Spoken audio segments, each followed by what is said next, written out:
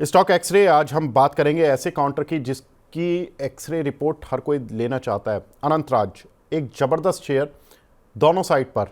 वो इसलिए कि मैं इसकी जब शेयर का प्रदर्शन बताऊंगा तो आपको लगेगा कि हाँ, इस शेयर को तो डिस्कशन में लाना चाहिए था और थोड़ा जल्दी लाना चाहिए था, लेट हो गया। बिल्कुल। जून 2022 में ये शेयर केवल 50 रुपये का था और 8 जनवरी 2025 को इसने अपना ऑल टाइम हाई लगाया। वो ऑल टाइम हाई आप देख सकते हैं 947.9। अब आप समझ सकते हैं कितना बड़ा मल्टी बैगर ये बना है पिछले 2 साल में। 2025 तो अभी शुरू हुआ, 2.5 साल लगा लीजिए।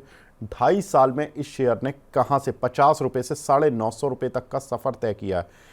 अब एक्सपेक्टेशंस तो हैं, बीच में लोग राइड भी कर रहे थे, कोई 100 रुपये पर घुसा, कोई 200 पर, कोई 500 पर, और सबने पैसे बनाए भी।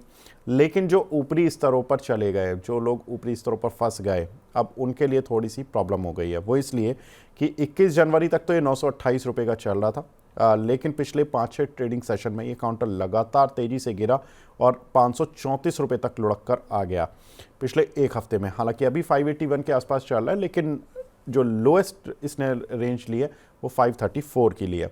अब 900 से 500 की रेंज आ गई तो करीब 400 रुपये का जो डिक्लाइन आया, ये काउंटर में थोड़ा सा पैनिक मोड पर आ चुका है। क्यों गिरा ये शेयर, क्या ऐसे रीजंस थे?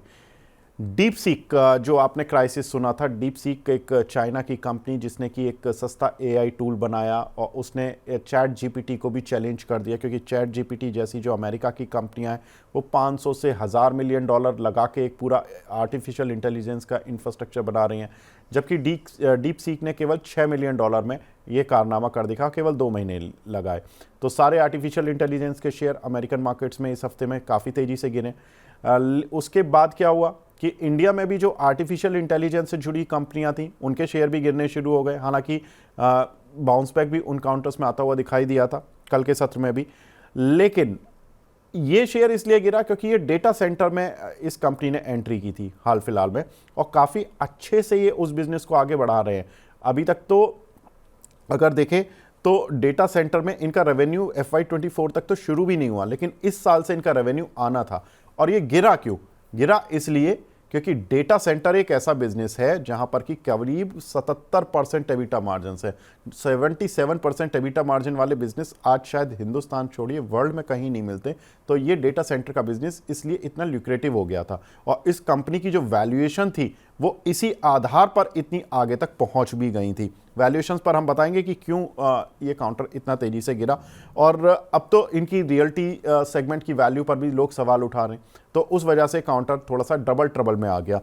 अब कंपनी के फंडामेंटल देख लेते हैं। कंपनी के फंडामेंटल में कंपनी के 3 बिजनेस सेगमेंट हैं, residential real estate, commercial real estate और तीसरा डेटा सेंटर। अब FY24 तक रेजिडेंशियल सेगमेंट का जो कुल आय में हिस्सा था वो 96% था, और कॉमर्शियल रियल इस्टेट का जो सेगमेंट से जो रेवेन्यू आ रहा था वो 4% था। डेटा सेंटर से हमने बताया ना कि कोई रेवेन्यू आ ही नहीं रहा था। अब बात करते हैं कि डेटा सेंटर बिजनेस किस तरह से चल रहा है, क्योंकि डेटा सेंटर पर हम फोकस कर रहे हैं, और जो कंट्रीब्यूशन है और जो एक्सपेक्टेशंस है किस तरह की हैं। तो हमने वेंचुरा सिक्योरिटीज़ के कुछ एस्टिमेट्स लिए हैं, जिसमें कि FY24 में रेजिडेंशियल जो प्रोजेक्ट्स हैं इनके रेवेन्यू आ रहा था 1429 करोड़ रुपए, और इसका कंट्रीब्यूशन था 96%।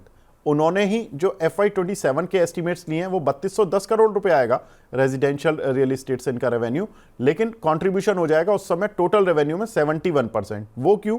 रेवेन्यू बढ़ रहा है, कंट्रीब्यूशन घट रहा है, क्योंकि जो बाकी जो 2 बिजनेस हैं उनका रेवेन्यू या तो इतना टोटल रेवेन्यू में बढ़ रहा होगा कि रियल इस्टेट का जो बिजनेस है रेजिडेंशियल वाले का वो बढ़ने के बावजूद भी कंट्रीब्यूट कम करेगा। कॉमर्शियल में हालांकि उतना ट्रैक्शन नहीं आएगा, 54 करोड़ का रेवेन्यू अभी आ रहा है, और ये FY27 तक 34 करोड़ ही रह जाएगा।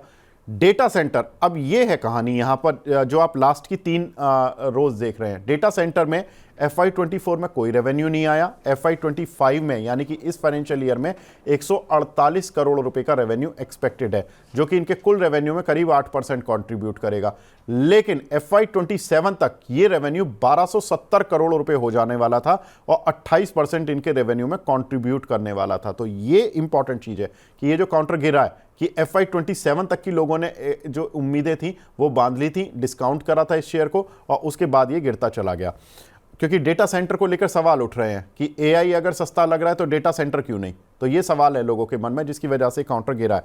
अगर हम डेटा सेंटर का मार्केट शेयर देखें एनसीआर में, तो 25% मार्केट शेयर योटा के पास है, एसटी टेलीमीडिया के पास 24% है, नेक्स्ट्रा एयरटेल के पास करीब 16% मार्केट शेयर है, अनंतराज के पास जो कैपेसिटी अब बिल्डअप हो चुकी है 13% मार्केट शेयर इनके पास भी है, सिफी के पास 12% और अदर्स प्लेयर्स के पास 10% है। ये केवल एनसीआर रीजन का हम बता रहे हैं। अगर ऑल ओवर इंडिया का डेटा सेंटर मार्केट शेयर देखें तो उस पर भी एक बार नजर डाल लेते हैं। एनटीटी जीडीसी 25% है, एसटीटी जीडीसी 17% है, कंट्रोल एस करके 12% इस कंपनी के पास है, सिफी के पास 12% है, नेक्स्ट्रा एयरटेल के पास 10% है, योटा के पास 9% है, अनंतराज तो भी आया ही नहीं है, वो अदर्स में अभी चल रहा है। तो ओवरऑल इंडिया में जो डेटा सेंटर का बिजनेस है उसमें अनंतराज काफ़ी तेजी से इमर्ज हो रहा है, अदानी भी आया उस बिजनेस में।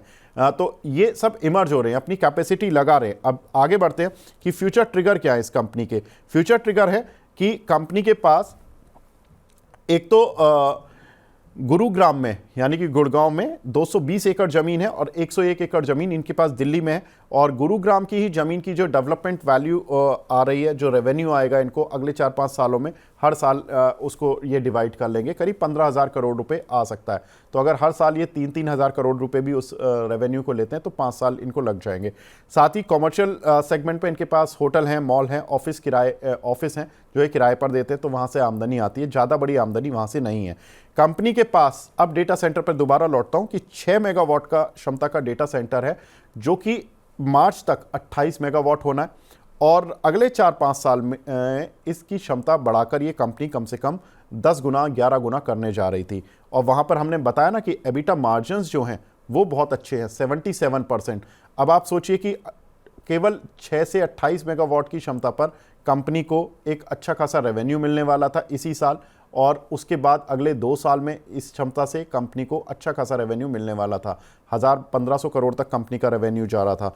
और अब अगर ये कंपनी क्षमता बढ़ाएगी और एबिटा मार्जिन 77% रहेगी और उतना रेवेन्यू जनरेट कर लेती तो कंपनी की री रेटिंग रहती। लेकिन अब सवाल हो गए मार्जिन्स को लेकर कि क्या ये मार्जिन सस्टेनेबल है या नहीं है, इसीलिए काउंटर पिट गया। वेंचुरा की वैल्यूएशन में भी यही बात हो रही है।